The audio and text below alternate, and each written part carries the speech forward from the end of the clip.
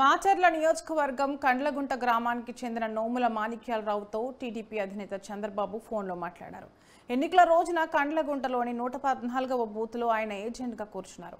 అయితే అదే సమయంలో ఎమ్మెల్యే పిన్నెల్లి రామకృష్ణారెడ్డి తమ్ముడు అయిన వెంకట్రామిరెడ్డి బూత్లో వచ్చి రిగ్గింగ్కు పాల్పడడంతో మాణిక్యాలరావు అడ్డుకోబోయారు.